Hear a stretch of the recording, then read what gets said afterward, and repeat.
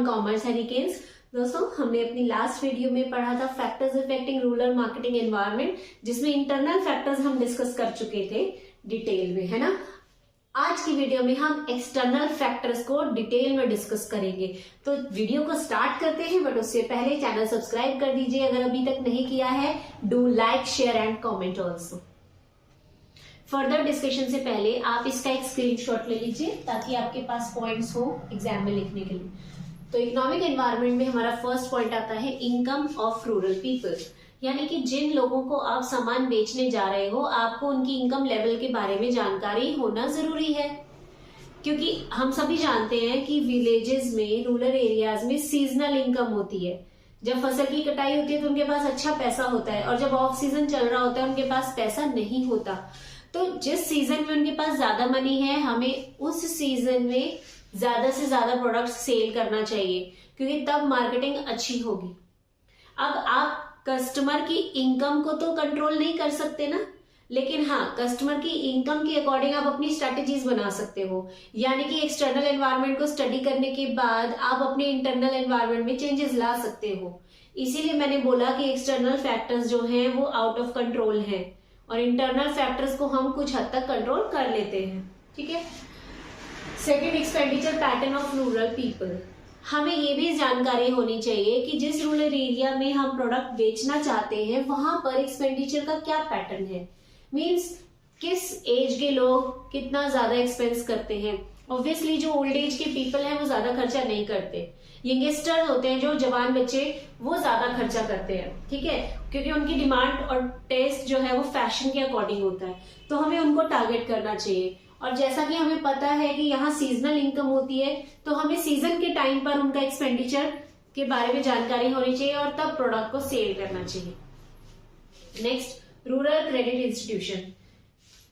अब गवर्नमेंट ने rural areas में बहुत सारे ऐसे इंस्टीट्यूट्स ओपन कर दिए हैं जो रूरल एरिया में रहने वाले लोगों को लोन प्रोवाइड करते हैं। वैसे तो हमारे पास रूरल क्रेडिट के बहुत सारे तरीके हैं, जैसे कि फर्स्ट हम कह सकते हैं इंस्टीट्यूशनल।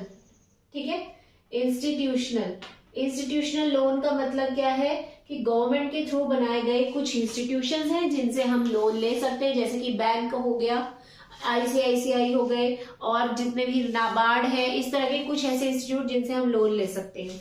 दूसरा, इसमें नॉन इंस्टीट्यूशनल भी होते हैं। नॉन इंस्टीट्यूशनल का मतलब वो लोग जो कोई संस्था नहीं है लेकिन फिर भी लोन प्रोवाइड करते हैं, जैसे कि पुराने टाइम में होते थे महाजन वगैरह। अब आज के टाइम पे आड़ती है, आड़ती से हम लोन उठा लेते हैं हैवी रेट ऑफ इंटरेस्ट पे, और फिर अपना काम चलाते हैं। ठीक है, तो जितना ज्यादा लोन आप उनको प्रोवाइड करेंगे, आप मतलब बैंक या नॉन इंस्टीट्यूशंस, जितना ज्यादा लोन रूरल एरिया के लोगों को प्रोवाइड करेंगे वो उतनी ज्यादा डिमांड कर पाएंगे, और जितनी ज्यादा डिमांड होगी उतनी ज्यादा आपकी मार्केटिंग हो पाएगी। Next, occupation. पहले के टाइम पर क्या होता था कि हमारे जो फार्मर्स होते, जो हमारे रूरल एरिया के लोग होते थे वो ज्यादातर फार्मर थे, किसान थे, खेती बाड़ी करते थे, उनका व्यवसाय वही था। लेकिन धीरे धीरे समय बदलता गया, अब लोग पढ़े लिखे होने लग गए और उनका ऑक्यूपेशन यानी व्यवसाय अब बदल चुका है। अब ज्यादातर जो यंगस्टर हैं वो क्या करते हैं, या तो शहरों में जाके जॉब करते हैं या गांव में ही कुछ और काम करना शुरू कर चुके हैं, जैसे कि हैंडीक्राफ्ट का काम हो गया, हैंडलूम का काम हो गया, या कॉबलर बन गए हैं, या मैकेनिक बन गए हैं। मतलब बहुत अलग अलग तरह के जॉब्स करने लगे हैं, क्योंकि एग्रीकल्चर में सीजनल इनकम होती थी, मगर एक इंसान को जीने के लिए तो 12 महीने पैसा चाहिए, तो इसलिए उनका ऑक्यूपेशन बदलने लग गया। तो जैसा जैसा उनका ऑक्यूपेशन है, हमें उसके अकॉर्डिंग प्रोडक्ट प्रोवाइड करना चाहिए ताकि मार्केटिंग अच्छी हो और सेल्स अच्छी हो। तो ये था हमारा इकोनॉमिक एनवायरनमेंट। इसमें आपने देखा कि सारी की सारी बात इकोनॉमी की गई है और मनी से रिलेटेड बातें हुई हैं। डेमोग्राफिक एनवायरनमेंट जो होता है, वो डेमोग्राफिक का मतलब होता है कि जिस जगह पर आप अपना बिजनेस चला रहे हैं या मार्केटिंग कर रहे हैं, वहां रहने वाले लोगों की स्थिति कैसी है। ठीक है, तो यहाँ पर फर्स्ट है साइज ऑफ पॉपुलेशन। कितना पॉपुलेशन है। ऑब्वियसली अगर पॉपुलेशन बहुत ज्यादा है तो ज्यादा डिमांड आएगी, क्योंकि बहुत लोग हैं वहां पर। अगर पॉपुलेशन है ही मुट्ठी भर लोगों की तो डिमांड भी थोड़ी ही आएगी। डिमांड थोड़ी आएगी तो ऑब्वियसली आपकी सेल्स भी कम होगी। ठीक है, तो अगर आप रूरल मार्केटिंग अच्छा करना चाहते हो तो ज्यादातर अच्छी पॉपुलेशन वाले एरियाज को चूज करना चाहिए। सेकेंड, रूरल लोकेशन, यानी कि जिस लोकेशन पे आप सामान बेचने जा रहे हो वो लोकेशन कैसी है, मतलब वहां प्रॉपर इंफ्रास्ट्रक्चर है या नहीं, रोड है या नहीं, ट्रांसपोर्टेशन की फैसिलिटीज है या नहीं। अब सपोज करते हैं आप सामान भिजवाना चाहते हो एक ऐसे एरिया में जहां सड़कें ही नहीं है, तो आपका सामान पहुंचेगा कैसे? क्या आप प्लेन से भेजेंगे? नहीं ना, जब तक सड़कें अच्छी नहीं होगी आप सामान नहीं भेज सकते। इसी तरह सपोज करते हैं आपका एसी, कूलर, फ्रिज, इन चीजों का बिजनेस है। अब ये चीजें आप विलेज में तभी बेच पाओगे, ये चीजें विलेज में तभी बिकेंगी जब विलेज में इलेक्ट्रिसिटी होगी। अगर बिजली ही नहीं है तो एसी, कूलर, फ्रिज का कोई क्या करेगा? ठीक है, ऐसे में तो फिर क्या चलेगा आपका? हाथ वाले पंखे या मिट्टी के बने बर्तन, घड़े वगैरह, ऐसी चीजें ज्यादा बिकेगी। तो आपका लोकेशन कैसा है, वहां की फैसिलिटीज कैसी हैं, वो जानकारी होना भी बहुत जरूरी है ताकि उसके अकॉर्डिंग आप प्रोडक्ट प्रोवाइड कर सके। नेक्स्ट आता है बर्थ एंड डेथ रेट, यानी कि जिस जगह पर आप सामान बेचना चाहते हो, मार्केटिंग करना चाहते हो, वहां पर पॉपुलेशन कितनी है, बर्थ रेट क्या है।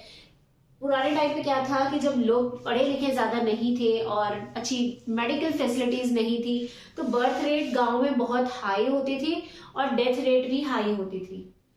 बर्थ रेट हाई इसलिए होती थी क्योंकि लोग इलिटरेट थे और वो फैमिली प्लानिंग के बारे में नहीं सोचते थे। उन्हें ये लगता था कि हमारे घर में एक लड़का होना चाहिए, जब तक लड़का नहीं हो जाता था वो बच्चे पैदा करते रहते थे कि हमें घर का एक कुलदीपक चाहिए। ठीक है, तो उससे क्या होता था कि बर्थ रेट हाई हो जाता था। और डेथ रेट हाई क्यों था? क्योंकि अच्छी मेडिकल फैसिलिटी नहीं थी, डॉक्टर्स, हॉस्पिटल्स नहीं थे गांव में, तो जब कोई बीमारी होती थी बच्चे को तो बच्चा बीमारी से मर जाता था। लेकिन अब धीरे धीरे एजुकेशन लेवल बढ़ गया है, हमारे विलेजेस को भी अब उतना लिटरेट बनाने की कोशिश की जा रही है। गांव में भी लोग पढ़ लिख रहे हैं, टेक्नोलॉजी के बारे में जान रहे हैं, फैमिली प्लानिंग के बारे में समझ रहे हैं, जिसकी वजह से बर्थ रेट और डेथ रेट दोनों कंट्रोल हो गए। तो जब डेथ रेट और बर्थ रेट कंट्रोल हो जाएंगे तो ऑब्वियसली अच्छी मार्केटिंग हो पाएगी। नेक्स्ट है एज एंड जेंडर रेशियो, यानी कि जिस एरिया में आप प्रोडक्ट बेचना चाहते हो वहां का जेंडर का रेशियो क्या है, यानी मेल और फीमेल की कितनी संख्या है। आप अगर कोई फीमेल प्रोडक्ट्स बेचना चाहते हो मगर गांव में ज्यादातर पॉपुलेशन मेल की है, तो ऑब्वियसली आपका सामान अच्छे से नहीं बिक पाएगा, क्योंकि फीमेल ही तो लिपस्टिक लगाएगी, नेल पॉलिश लगाएगी, है ना, और सैंडल वगैरह तो लेडीज ही पहनेगी। लेकिन अगर फीमेल ही नहीं है तो ये चीजें नहीं बिकेगी। इट मीन्स आपको पता होना चाहिए कि जेंडर का रेशियो क्या है। नेक्स्ट है लिटरेसी रेट, लोग कितने पढ़े लिखे हैं ये जानकारी भी होना बहुत जरूरी है, क्योंकि जितने ज्यादा लिटरेट होंगे ना लोग, मतलब जितने ज्यादा पढ़े लिखे होंगे वो उतने ज्यादा अवेयर होंगे, उन्हें समझाना आसान होगा, उनको प्रोडक्ट के बारे में बताना आसान होगा, और जितना जल्दी आपका प्रोडक्ट वो लोग समझेंगे उतनी ही जल्दी वो आपके प्रोडक्ट को परचेज करेंगे। अदरवाइज वो तो जो पुरानी चीजें पहले यूज करते आ रहे थे वही करते रहेंगे, नई की तरफ वो देखेंगे ही नहीं, है ना।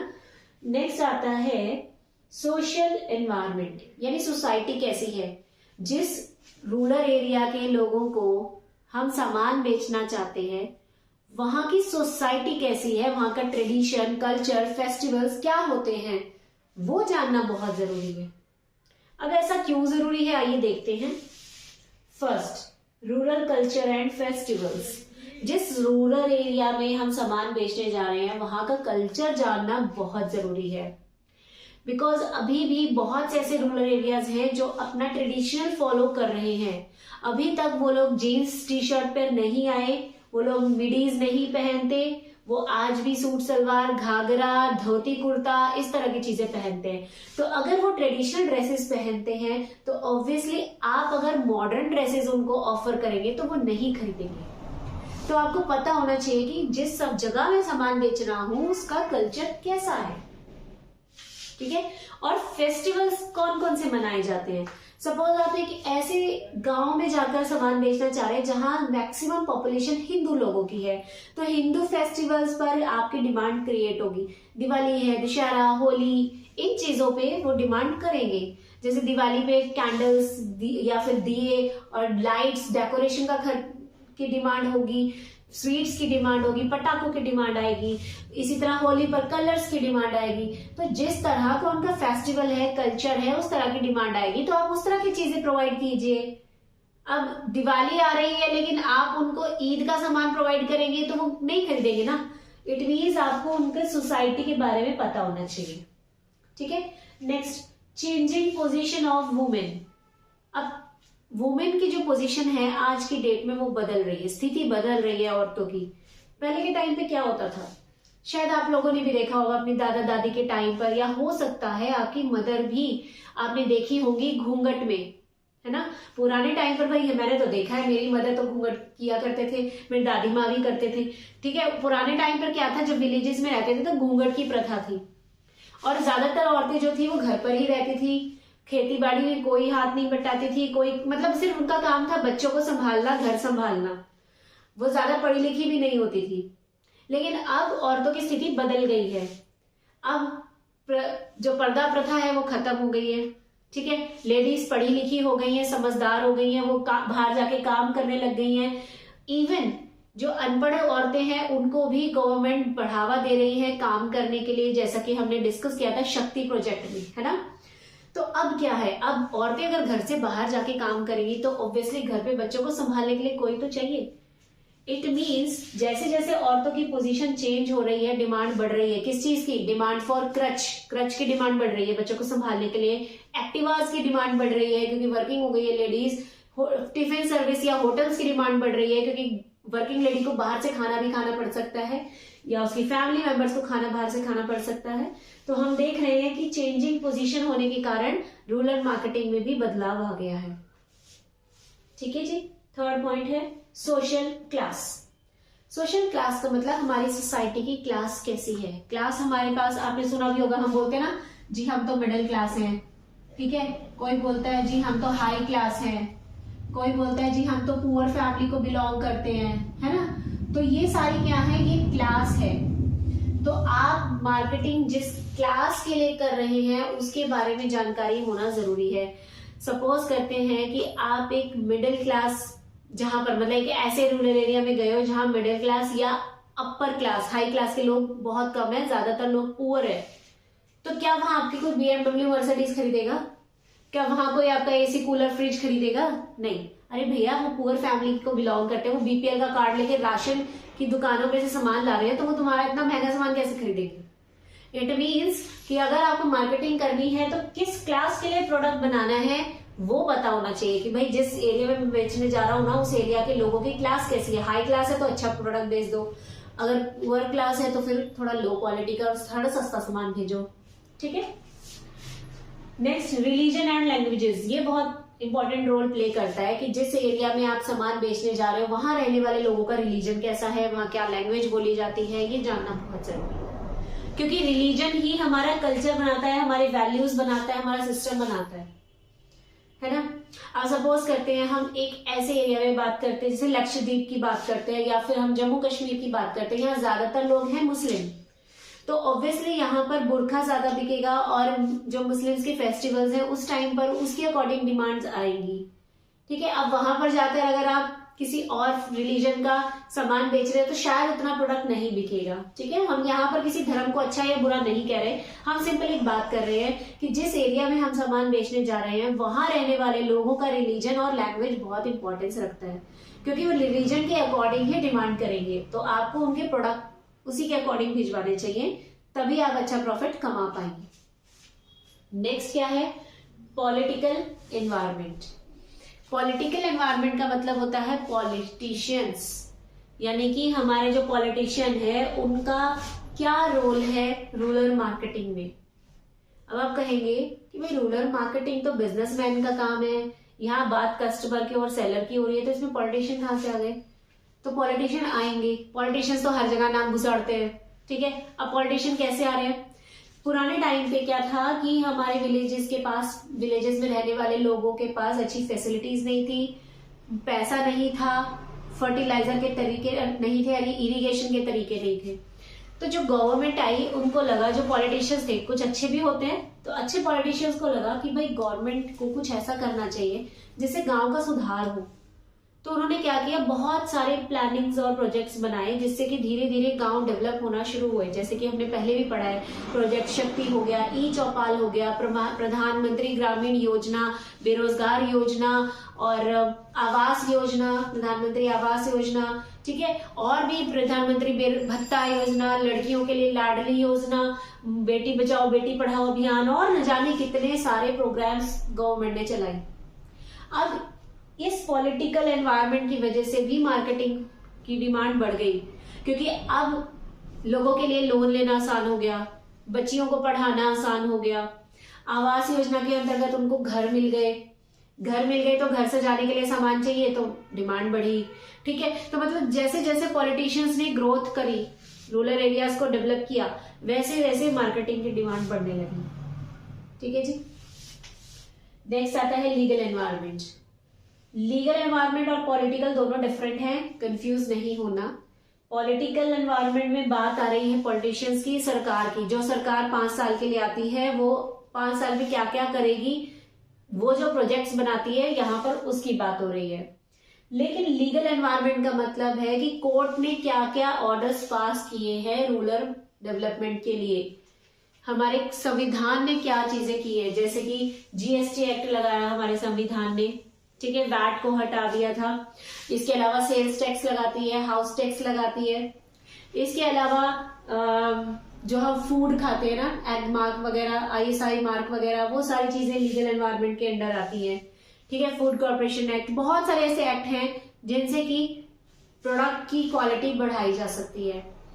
तो अगर लीगल एनवायरनमेंट एक बिजनेस के फेवर में है तो ऑब्वियसली बिजनेस की मार्केटिंग बढ़ेगी। यानी अगर लीगली कोई चीज लागू कर दी गई है और उससे बिजनेस को फायदा हो रहा है तो बिजनेस ग्रो करेगा। जैसे कि अगर गवर्नमेंट कहती है कि हेलमेट पहनना सबके लिए कंपलसरी है, नहीं तो 5,000 का फाइन होगा। अब ये लीगल एनवायरनमेंट है, ये एक्ट पास हो गया सपोज पार्लियामेंट में, ठीक है। अब जो इंसान, ऐसा हुआ भी था बीच में एक बार जब बहुत ज्यादा चालान बढ़ा दिए गए थे, 5-5 हजार के चालान भरे हैं सभी ने, कोई 25,000 का भी भर रहा था, शायद आप लोगों को भी पता होगा, मोदी सरकार में ऐसा हुआ है। तो अगर हेलमेट पहनना जरूरी हो जाएगा तो ऑब्वियसली हेलमेट इंडस्ट्री को फायदा है, क्योंकि अब हर कोई हेलमेट खरीदेगा तो हेलमेट्स की प्रोडक्शन बढ़ जाएंगी, ठीक है। इसी तरह अगर पॉलिथीन बैन कर दी जाए तो पॉलिथीन बैन करने से पॉलिथीन बनाने वाले बिजनेस का नुकसान होगा, लेकिन पेपर बैग बनाने वालों का फायदा होगा, ठीक है। तो यानी कि लीगल एनवायरनमेंट भी बिजनेस को अफेक्ट करता है। नेक्स्ट है नेचुरल एनवायरनमेंट। नेचुरल मतलब नेचर, नेचर की वजह से भी कई बार हमारी मार्केटिंग पे इफेक्ट पड़ता है। कैसे? सपोज करते हैं बहुत भारी बारिश हो जाती है, सारी फसल खराब हो जाती है, तो मार्केट में फसल आएगी ही नहीं। जब मार्केट में फसल ही नहीं आएगी तो बेचेंगे क्या, यानी मार्केटिंग कैसे होगी। जैसा अभी रिसेंटली से साल हुआ, बैसाखी के बाद जब फसल की कटाई शुरू हुई तो बारिश हुई, काफी नॉर्थ के काफी एरियाज में बारिश के साथ ओले भी पड़े जिससे कि गेहूं खराब हो गई। अब गेहूं खराब हुई है तो ऑब्वियसली फसल बर्बाद हो गई तो मार्केट में आएगी नहीं, और अगर आएगी जो जिनकी बच गई वो लेकर भी आएंगे तो फिर ऑब्वियसली महंगे दामों में बेचेंगे, क्योंकि सामान तो खत्म हो गया ना, सप्लाई तो खत्म हो गई, मार्केट में आएगा तो महंगे दामों में बिकेगा, तो मार्केटिंग पे इफेक्ट पड़ गया ना। इसी तरह अगर सूखा पड़ जाए तब भी फसल बर्बाद हो जाएगी, तब भी मार्केट पे उसका इफेक्ट पड़ेगा। तो यानी नेचुरल कैलामिटीज, नेचुरल एनवायरनमेंट का भी हमारी मार्केटिंग पे उतना ही इफेक्ट पड़ता है। आई होप आपको कॉन्सेप्ट क्लियर हो गया है। तो हमारा टॉपिक यही तक था। कोई डाउट है तो कमेंट बॉक्स में पूछ सकते हैं। Bye bye, have a good day.